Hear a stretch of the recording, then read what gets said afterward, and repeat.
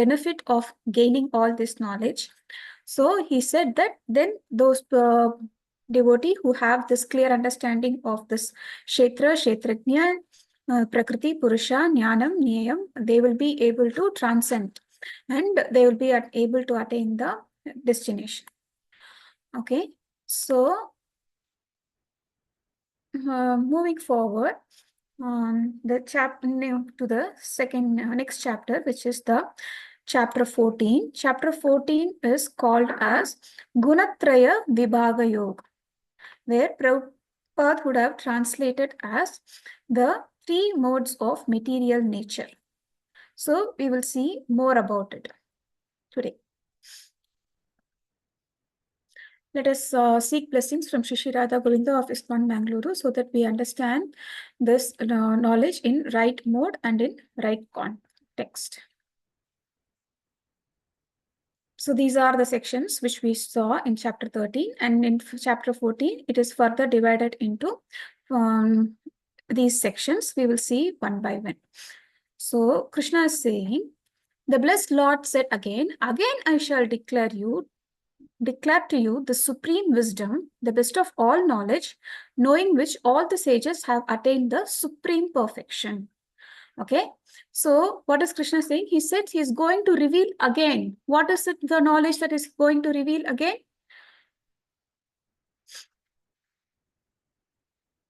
Okay, so if you remember yesterday when we were discussing in the context of Prakriti and Purusha, and Krishna said that it is the living entity propensity to enjoy in this material world, that he is getting entangled. That is Sat Asat Yoni Janmasu. So what is it? He gets into the either the good or the evil because of this bhoktrutve. Of what bhoktrutve is the enjoying propensity. So, and because of what? The three modes of material nature. So Krishna has taken this entire chapter to explain about the three modes of material nature. Even in chapter 17, Krishna is going to elaborate, but it will be like, okay, if person is in this mode, it is like extension of this chapter. Chapter 17 will be like an extension of chapter 14. Okay, so here Krishna is going to define about this three modes of material nature. This is not the first time Krishna is introducing this. He has already spoken about this. If you remember in chapter 2 summary itself, he has, if you remember, we have seen this puppeteer. And even in chapter 7, he said that Daivi Hesha Gunamayi Mama Maya Duratyaya. So nobody will be able to overcome this in energy. So he has already contributed it. But what it is we're trying to say, it's so it's not that the first time he is introducing the three modes, but this is the first time he is going to talk about the details about these three modes. What is this three modes? What does each mode do? He's going to detail. But if you see here, again, I shall declare to you this supreme wisdom. What is this again? See, if chapter 7, if you see chapter 7, chapter 9, and I think so also chapter 10, okay, all this chapter will start with Krishna telling, I'm going to explain, because you are devotee, I'm going to explain. He wants to take time and then elaborate more on a particular subject matter, because he thinks that this is going to benefit everybody. And again, he shall describe. It's not that he has described about the definition of three modes of material nature earlier, but what he is going to tell is, if remember, we said that this chapter 13 to subsequent chapter, like chapter 17, is about the jnana part, but the jnana part is finally going to culminate in the bhakti. He has already spoken about bhakti. So whatever knowledge we are going to gain, so it is going to end in bhakti. He has already spoken about bhakti. So that's why Krishna is saying, again I shall declare to you the supreme wisdom, the best of all knowledge, knowing which all the sages have attained to the supreme perfection. By becoming fixed in this knowledge, one can attain to the transcendent nature, which is like my own nature. Thus established, one is not born at the time of creation, nor disturbed at the time of dissolution. It is self-explanatory, right? So what is the benefit of gaining this knowledge? Then they will not take this birth again. So what is understanding this chapter? What is the benefit? To attain liberation and transcend the nature, and knowing which all the sages have attained the supreme perfection. So it's not that this knowledge is not going to go away. When people who have gained this knowledge, they have attained the supreme perfection. So now Krishna wants to tell this knowledge so that other can also benefit. Okay. What is Krishna trying to say? Mama yonir mahad brahma tasmin garbham dadhamyaham sambhava sarva bhutanam tato bhavati bharata. The total material substance called the Brahman is the source of birth, and it is that Brahman that I impregnate, making possible the birth of all living beings, O son of Bharata. Okay. So if you remember last week, we went quickly over the primary creation. Well, what did we saw? That from Karmadokshaya Vishnu, multiple universe comes, and if you remember, the Jiva will have two propensities, which is the karma and the swabhava, and along with the time factor, then it go and merges with the then pradhan and then mahatattva, and from mahatattva different modes are formed. So what is Krishna saying? This I am that Brahman who impregnates who? The material nature. So it is only through the Supreme Lord that everything came. So Krishna is trying to substantiate, trying to give a baseline here. It is only through me. Why? Because Krishna is elaborating Sarvayo Nishikaunteya Murtaya Sambhavantiyaha Tasam Brahma Mahadyonir Aham Bija Pradhapitha. So this is very important. What is it? Aham Bija Pradhapitha. What is Krishna saying? I am the seed giving father. Because we saw that all the jiva during the process of annihilation, if the desires are not satisfied, during that annihilation process, it will go and reside in the Karmadakshaya Vishnu.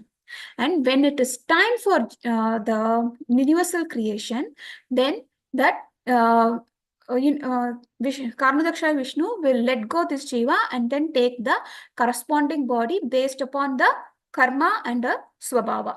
So that is why Krishna is saying that aham bija pradapita. Why? Because he is the seed giving father. He decides when to release this jiva, and the jiva should take which form. So it is to be understood that all species of life, not just human form, all species of life, O son of Kunti, are made possible by the birth in this material nature.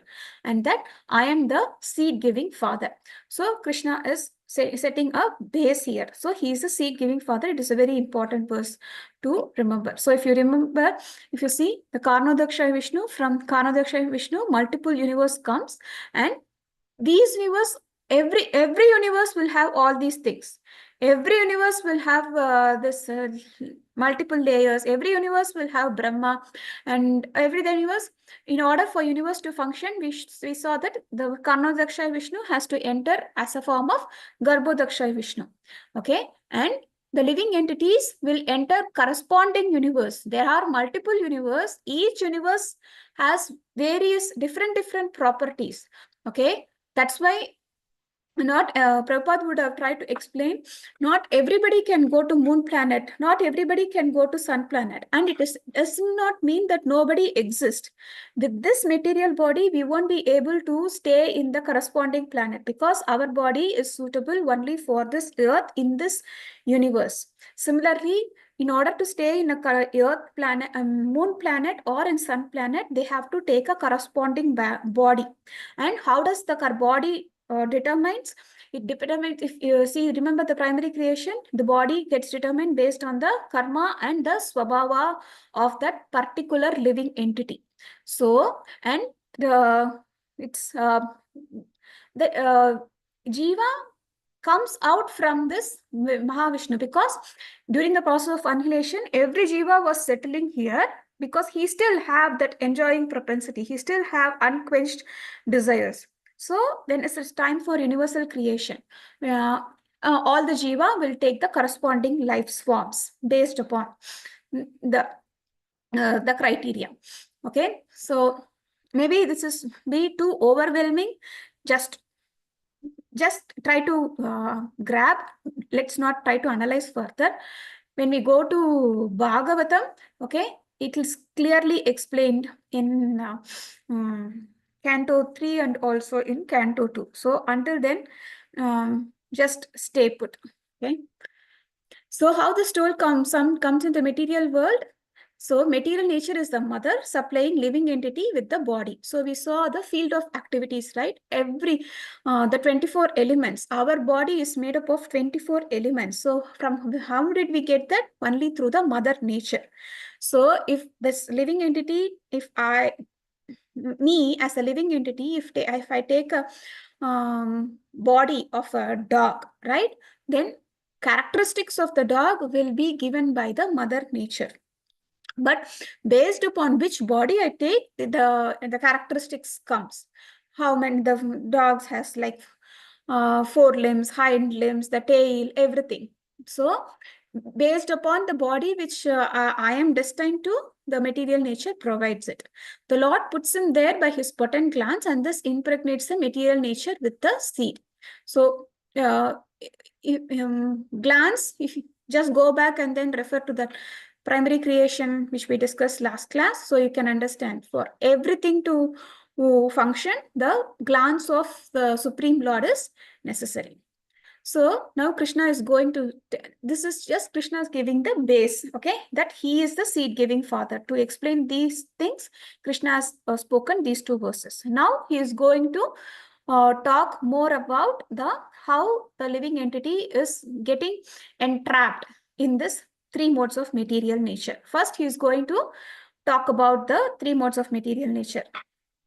Sattvam rajastamiti guna prakriti sambhavaha nibaddanti mahabaho dehe dehinam avyayam.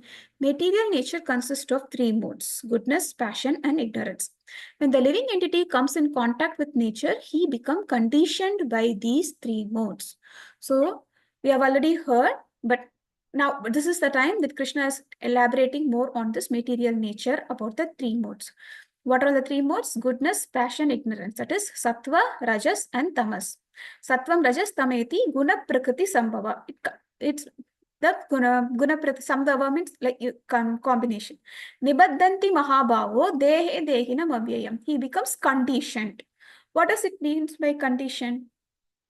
Senior devotees gives an example like, just think a boatman is trying to sail in an river or an ocean. Okay, so and there are 3 currents. Okay, so there are 3 currents that is going by, which and based upon which path he takes, okay, the 3 current, once he enters to that current, okay, that it will take to the destination.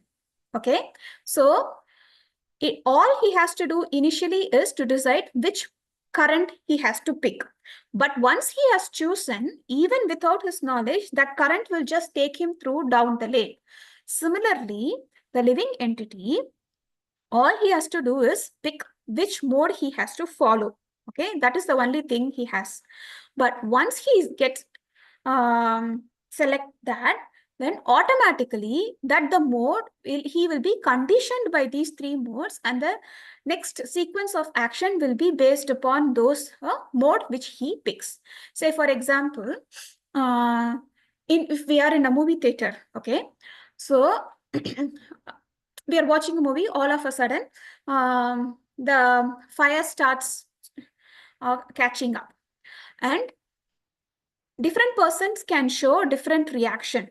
Like, say for example, one person, he might be so much of agitated, he just wanted to be agitated, he might either raise his voice, he might shout, he just go panic, and then he just wanted to get out of it. Other person, he might be totally going blank, he does not know, he will just froze and he does not know what to do. And there can be another person where he understands what is happening and he might take a fire extinguisher and then try to put out the fire. So the situation is same, but based on which mode we took, then the corresponding actions follow. So what devotees are trying to say here is, like this person who was able to take the fire extinguisher, he was acting like a mode of goodness. He was able to use his knowledge. He was able to think what is the next course of action, and he was able to do. Whereas the other person who got panicking, he just wanted to get out, and he was creating a lot of hype. He was passionate because he wants to save his life. Somehow he felt that he had got entrapped. He was so passionate. And similarly, the person who is frozen, he is in the mode of ignorance. It's like completely blank. He didn't know what to do. He couldn't even think what is the next course of action. So based upon which mode we are, the next actions is going to take place. So what the devotees try to say is this, consider this material modes, like 3 modes, like to be the subtle forces. Okay, these are, we can't see this force in our through our naked eye. These are subtle forces. What these subtle forces will do, this force will make us to engage our mind and the gross matter. Okay, based on this subtle forces, we try to do the next course of action. That is, we do some action. How? Through our gross element. We, through ants or through eye or whatever, run, jump, whatever, based on the situation. Okay, our gross matter comes into action based upon the consciousness. So that is why it's very important how we train the consciousness. That's why Prabhupada always insists at it focus on the Krishna. It should be Krishna consciousness, not anything else. So it's very important. So what is the 5 trying to say? See, by nature, the eternal soul, the living entity is transcendental. Okay. But what happens, but when it come in contacts with this material nature, like this boatman, like he was not under his control at all. Once he took a path, then automatically that current stream it was taking to the final destination. So that is how it is. So because this, why Krishna has already explained this 3 modes, the Daivi Hesha Gunami Mama Maya Duratyaya. Okay. And Krishna has already established the fact that this is his energy. This 3 modes, this material nature, it is his energy. So it's so powerful. So, and when living entity gets entrapped, right, then he has no other choice. So automatically he will be bound. And he has to act according to the mode which he picks. Okay. I hope this is clear. So tatra sattvam nirmalatvat prakasham anamayam sukasangena bandhanti jnana sangena chanagaha. O sinless one, the mode of goodness being purer than others is illuminating and it frees one from all sinful reaction. Those situated in that mode develop knowledge, but they become conditioned by the concept of happiness.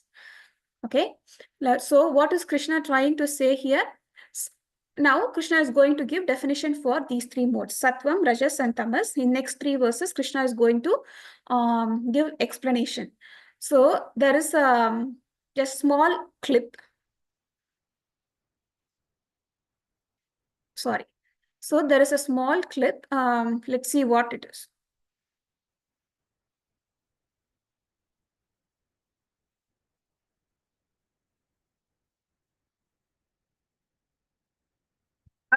For a stroll in the countryside.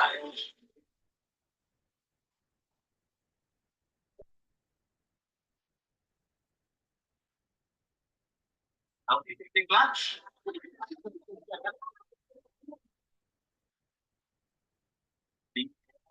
These so peaceful. Here we can get away from the agitating elements of the city. So this is the state of mind of the mode of goodness. Okay, they try to see calm and then good and then do something.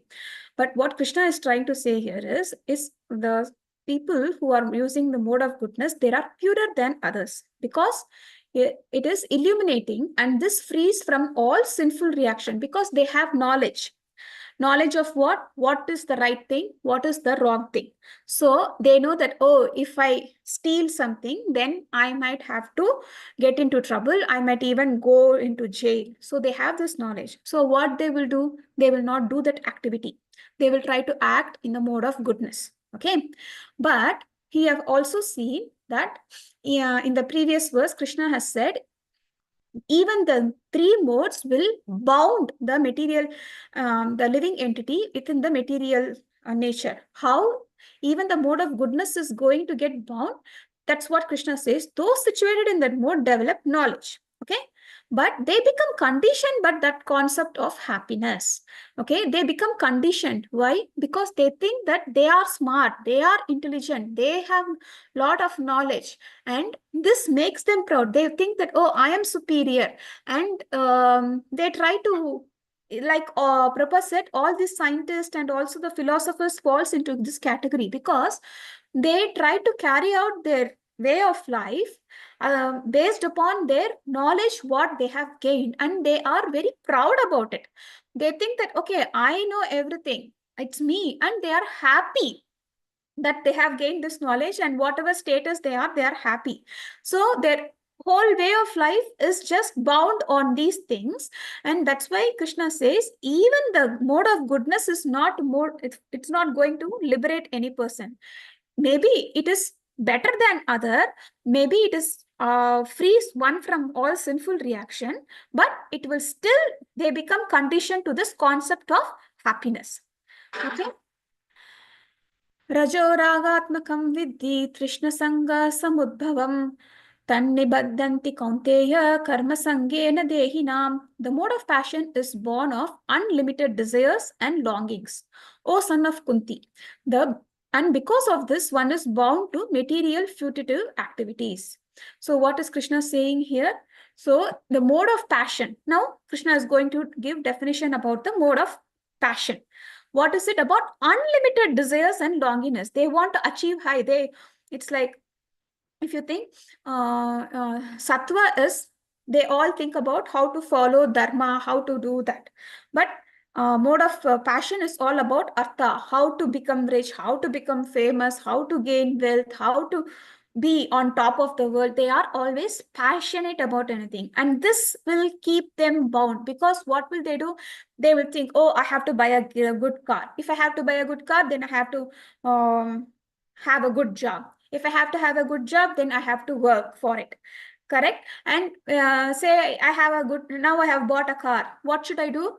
I have to maintain the car. So in order to maintain the car, I still need money, which means I still have to work more. So they are getting bounded again and again and again, and that keeps going, and they are happy about it. They are very happy. Okay, I got this, I achieved it, I bought it, and then have you seen any billionaire become happy and contented after he became a billionaire? No, then he wants to become a multi-billionaire. Correct? So that's how it always increases, and this concept will bind him.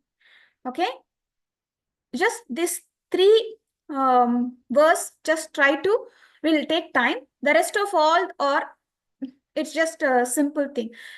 This is the first time Krishna is trying to give explanation for these three modes. So we will just take time for this. You're working on it. About Susie, did you? You're supposed to pay for today. It's this weekend. You know, lose your money later.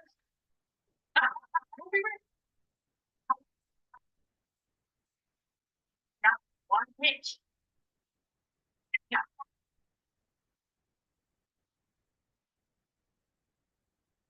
So they are always passionate.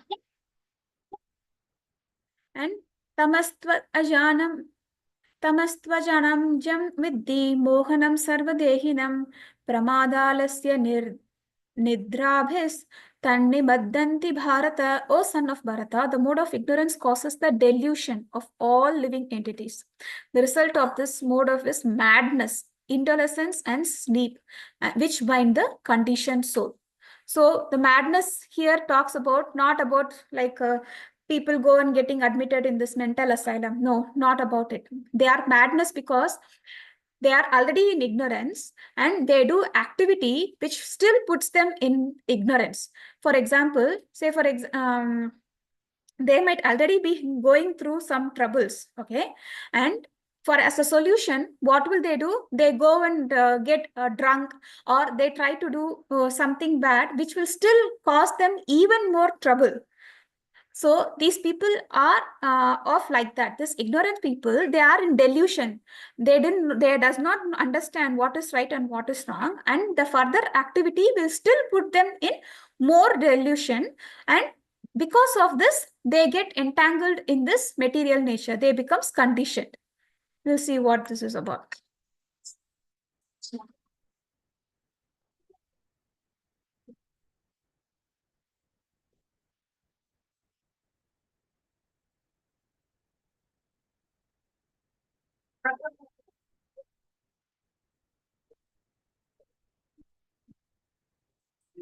Sure. Big factory, Greg. Play some video games. Watch some TV. The world.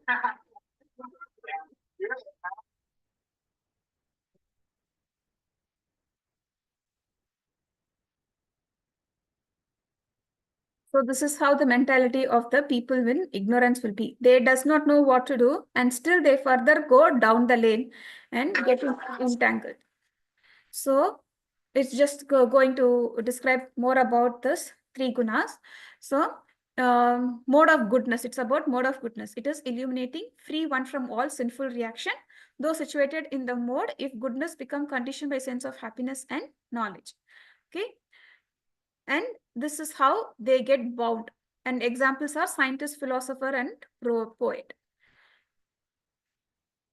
So the goodness, they will be happy, passion, they will be active, and ignorance, they are helpless. And for passionate people, like mode of passion, how does it bind? They bind because they are attracted to the fame, name, fame, glory, and they work to improve that. So what is their destiny? No chance of liberation. Okay. And the mode of ignorance, how it binds, because they are in the madness, indolence, sleep. Okay. And characteristics, they are just opposite to mode of goodness. How is this manifested? Through this manifested lazy. These are some examples like sleep. 6 hours is sufficient, but in ignorance, one sleep for 10 to 12 hours per day. Always dejected, addicted to intoxication and sleeping. What is their destiny? No chance of liberation.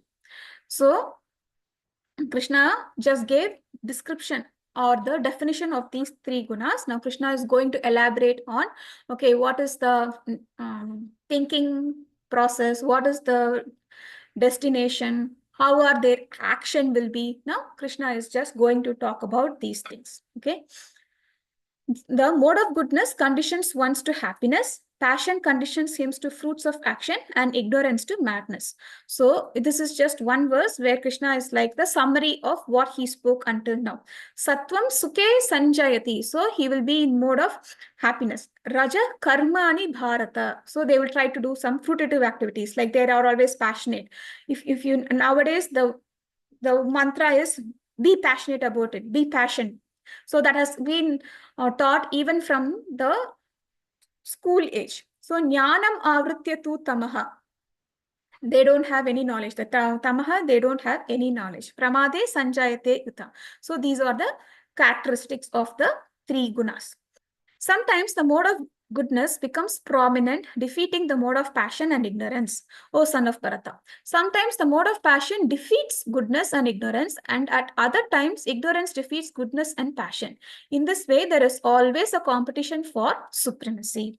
So what does Krishna say here? Always. So though there are just three gunas, it's not that a living entity is just made up of, it's not like pure sattva, one person. She is, one living entity is made up of just sattva. No, it is always a combination, and there is always a competition between these three modes. Like we have also seen, in the morning we will be calm, composed, quiet, that like exhibiting mode of goodness. Afternoon it will be like so passionate, we wanted to achieve so many things in this whole world. Come in the evening, then we will be lazy, we will lethargy, we wanted to sleep and just done for the day. And sometimes it might overlap also, like some one moment we will be able to think straight, at the next moment we will be confused, we don't know what to do, what is the next course of action. So that's what uh, mm, senior devotees, many Maharaj says that though it might be just three, if we put a combination, like if there is a permutation combination of these three, then it will have like n permutation combination. Some people it is like sattva rajas, sattva tama, similarly, and sattva rajas tama. So they can derive n number of permutation combination with this. So that is why if you see, not two people are alike. Every person will exhibit different quality, different characteristics. Not always. Maybe two-person, even if they are very good friends, some things will go together, but there is always something they are different, because everybody, every living entity is made up of these three modes, and based on the propensity of each mode, like because of this n number of permutation combination, every living entity is different, because they are bound by this three modes based on what they have. They can have like sattva a lot, rajas, tamas. So this based upon the permutation combination, they are totally different. Though the manifestation of the mode of goodness can be experienced when all the gates of the body are illuminated by knowledge. So if you remember, like 5.13, Navadware Pure Dehi. So how? So only if the all the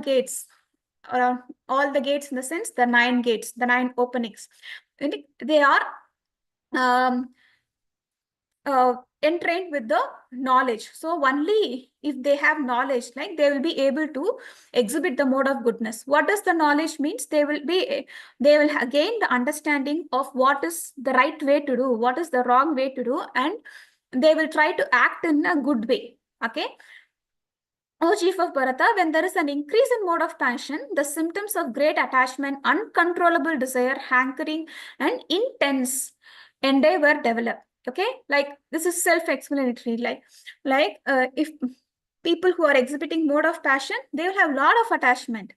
Correct. So without attachment, why would anybody go for name, fame, glory? Because they are attached to the results.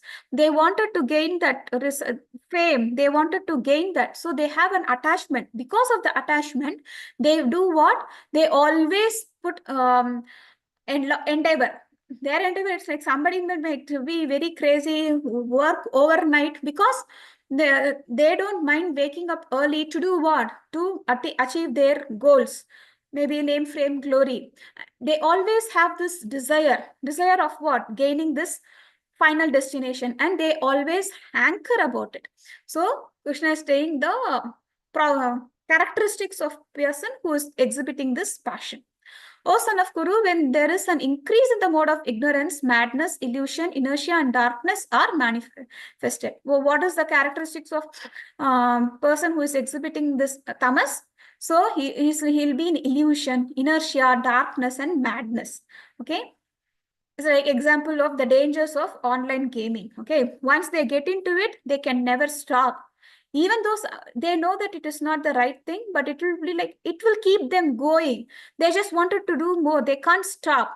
So they are in illusion. And Krishna is now going to talk about what are the actions of the person who is exhibiting these three modes, and what is the final destination.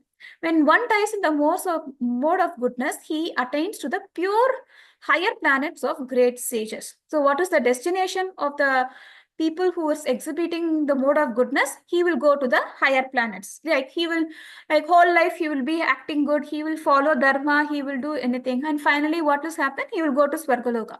And we also learned in chapter 9, Shine Punye Matya Lokam Vishanti. Even Swargaloka going, it is like a visa. Once the visa expires, then they have to come down. Okay, so they have to come down to the material world and they have to start from the scratch. When one dies in mode of passion, he takes birth among those engaged in fruitive activities. And when he dies in mode of ignorance, he takes birth in the animal kingdom. Okay, so if people who are in mode of passion, then they will take birth among the people who are in fruitive activities. Passionate person, next, you will also try to get into a family who is equally passionate. And but paid in mode of ignorance, they are already lazy, they are already lethargy. So what is the equivalent form of life? It is only the animal life that they will get into. Karmana sukrit Satvikam nirmalam phalam, rajastu phalam dukkam, ajnanam tamasah phalam. So what is Krishna saying? By acting in mode of goodness, one becomes purified. Work done in the mode of passion results in distress, and action performed in the mode of ignorance result in foolishness. So you see, if they try to build this mode of ignorance, it is only foolishness. Whereas action performed in the mode of passionate, it becomes only distress. They want to achieve name, fame, and glory. They don't care about others. It's all about them. They wanted to achieve. They don't care about. They want to build a sky rocketing towers. Okay, but they don't worry about the other people who are residing nearby. These are like passionate people. And mode of goodness, they becomes purified. They always think, like we saw in the earlier verses, right? They do an activity so that their sins are also eradicated, because they try to act something in dharma, who the mode of goodness. So what is the result of action of three modes? From goodness, real knowledge develops. Help society develop more of goodness. People can see things as they are, then they can be happiness, peace, and prosperous. And for passion, greedy and always hankering for sense gratification without any limits. Like we have seen in earlier chapter also, right? There is no limit. If you have, say you are passionate, you have achieved some goal, and then next time you try to build that goal, like higher goal, right? And then they put lot of endeavor, like Krishna said in earlier verses, they put too much of endeavor to what? To attain something which is material. Just not, as long as they are going to live here, only then they can enjoy this, whatever the benefits, name, fame, glory. It is not going to lead them to final destination. So they are neither happiness nor peace of mind, because they are always hankering for what they don't have, and they are always lament for what they have not have. They're hankering for what they want to achieve, and lament for what they did not get it. They will always be in this position. And from ignorance develop madness and foolishness. No knowledge, irresponsible, cannot see things as they are. Being distressed takes shelter of intoxication. These people will, there are so many ways to get out of trouble, but what these people will do, they will take intoxication and then further go down the lane. Urdhvam gachanti sattvastva, madhye tishtanti rajasa, jnana guna vrittistam, ado gachanti tamasaha. Those situated in the mode of goodness gradually go upwards to the higher planets, and those in the mode of passion live on the earthly planets. And those in the mode of ignorance go down to the hellish world. Like Krishna explained in the previous verse, people who are who dies in the mode of goodness, they go upper planetary system, right? That's what this verse is also talking about. In one verse, Krishna is telling everything. And mode of passion live on the earthly planets. Mode of ignorance go down the hellish planets. So now Krishna is going to talk about, yes, give a brief description about three modes and how each people act when they are in corresponding mode, and what is the destination of the people who dies with respective mode.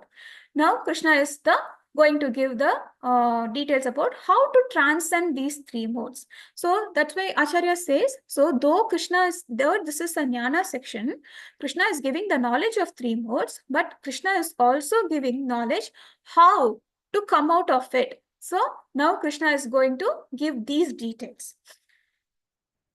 Platform of real knowledge. What is the platform of real knowledge? Three modes perform all material activities. The Supreme Lord is transcendental to three modes and control all these modes. So that's why we saw in one of the characteristics of Krishna is Nirguna. Okay, though he is master of these three modes, but he is Nirguna. He is not affected by these three modes. So how can one transcend the modes? One can transcend by understanding the science properly, by learning from proper souls. And who is the real spiritual master? He is not the original spiritual master is Krishna, and the like. Now the living spiritual master, because they have connection to the Guru Parampara, we take guidance from them and then try to act accordingly. Okay, the only way to transcend is to take up the process of Bhakti Yoga. So Krishna is going to talk about it in the further verses. When an embodied being is able to transcend these three modes, he can become free from birth, death, old age and their distress, and can enjoy nectar even in this life. Okay, so it's not that we have to give up the life and then try to enjoy. So if we are able to understand that we are bound in these three modes and the process of bhakti is going to entangle us, so even if we are in this material world, we will be able to enjoy the nectar, because once someone takes up the process of bhakti yoga, he will not be entangled. He will become free. Okay. So now Arjuna is going to ask, what are the symptoms of one who has transcended the modes? What is his behavior and how does he transcend the modes? So Arjuna has a question. So what are the symptoms? How do I know that somebody has transcended? And what is his behavior? And then how does he transcend the modes? The Lord said, he who does not hate illumination, attachment and delusion when they are present, nor longs for them when they disappear, who is seated like one unconcerned being situated beyond these material reactions of the modes of nature, who remains firm, knowing that the modes alone are active, who regard alike pleasure and pain, and looks on a clod, a stone, a piece of gold with an equal eye, who is wise and holds praise and blame to be the same, who is unchanged in honor and dishonor, who treats friends and foe alike, who has abandoned all fruitive understanding, such a man is said to have transcended the modes of nature. So Krishna is responding to the first question of Arjuna, like, what are the symptoms? And Krishna is saying, these are the symptoms. If you remember, Krishna would have talked about it. This is not the first time Krishna is talking about pressure and pain, be equipoised, pressure and pain. Who looks, even in chapter 6, he has brought about, he who looks to a clod or piece of gold, everything in an equal eye. So Krishna is trying to reiterate the fact that person who has transcended, he will be equipoised.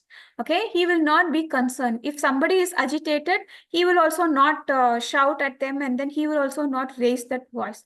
He will know, okay, now that person is being entrapped by this conditioning. He is entrapped by this mode. So it is not worth to have any discussion with him. Let us just stay calm, quiet, and then move forward. So he will remain equipoised. Even if someone blasphemes him or even if someone praises him, he will not be either agitated or too much of feeling happiness about it. He will remain equipoised. So that is a state of mind for a person who has transcended the three modes. Mamyayo vicharena bhakti yogena sevate sagunan samatitaitan brahma bhuyaya kalpate. So Krishna is now trying to answer this question. What is his behavior? How does he act? So one who engages in full devotional service, who does not fall down in any circumstances, at once transcends the mode of nature and thus become to the level of Brahman. So who can transcend the mode of nature? Mamya vicharena bhakti yogena sevate. Only one who engages in devotional service. That's why even in 7th chapter, Krishna said, Mama mameva ye prapadyante mayam etam tarantite. Only if you surrender to me, you will be able to encounter this great power of mine, which is the Mama Maya Duratyaya. There is no other way. With our thing, we can't fight with the material nature. With whatever potency or whatever strength we have, we can't fight, because that is Krishna's energy. Only through the process of devotional service, we will be able to transcend these three modes. Okay. And now Krishna is going to talk about how does he transcend the mode? So Krishna answers the third question, method of transcending. How does he transcend? One who engages in full devotional service, unfailing in all circumstances, at once transcends the mode of material nature. Thus come to the level of Brahman. Okay. Example is Srila Prabhupada. He all through the life, he exhibited it. He was always, even though he is outside of Vrindavan, he was carrying Vrindavan wherever he go. Okay, so only through the process of devotional service, one will be able to transcend this three modes of material nature. And then come to the platform of Brahman. Here, Brahman does not mean that we are trying to merge. Krishna is not suggesting it. It's like Krishna just trying to say that he will be able to come out. And we should always understand that these are all the jnana section, which is for the jnani. So who is trying to do this speculation of matter and spirit.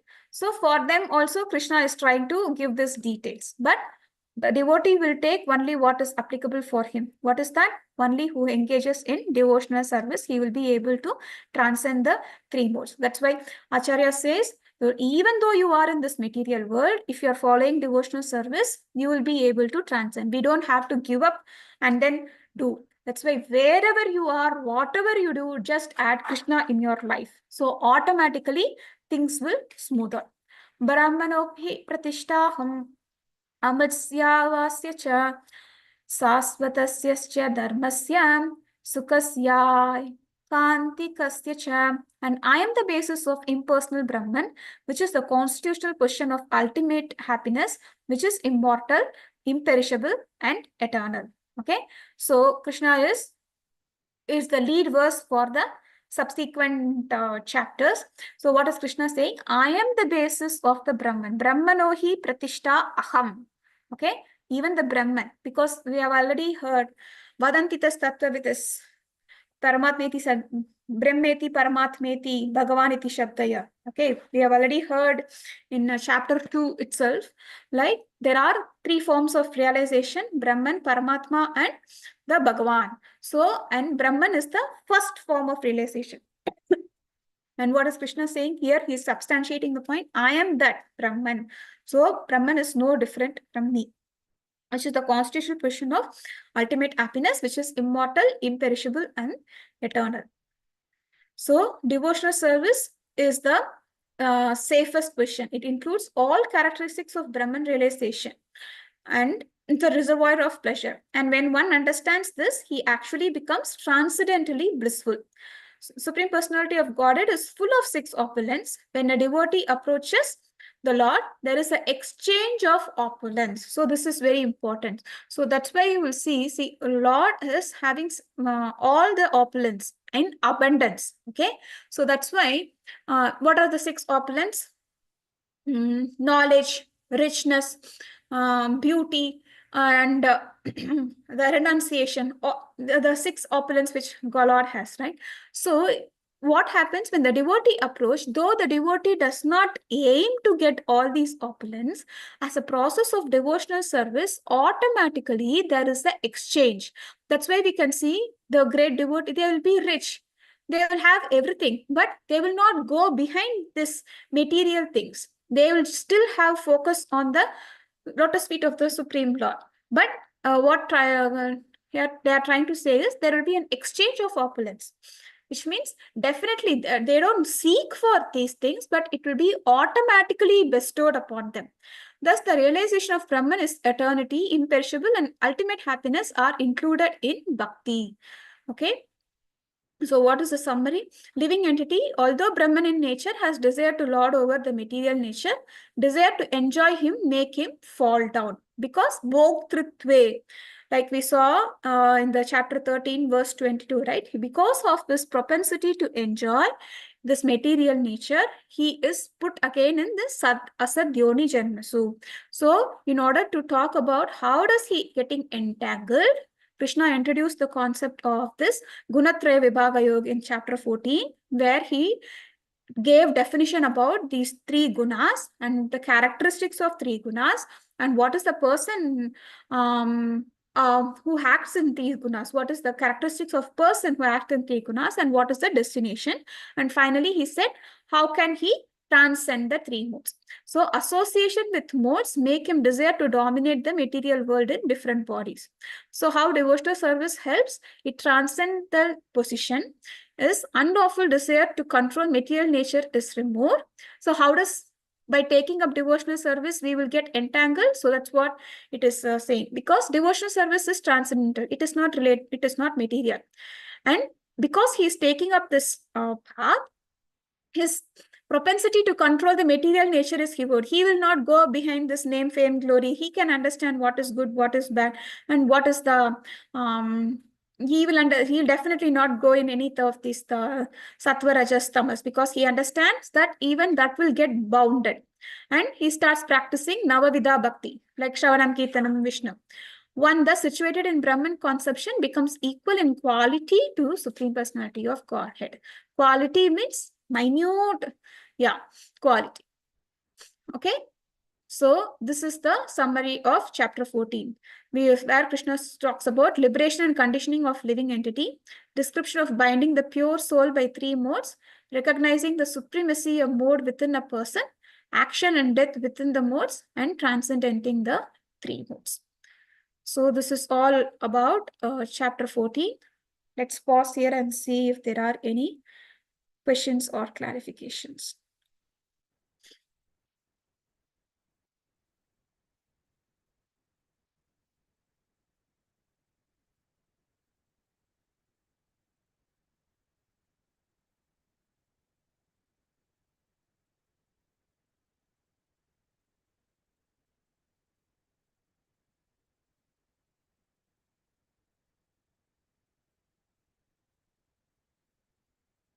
Now we are good.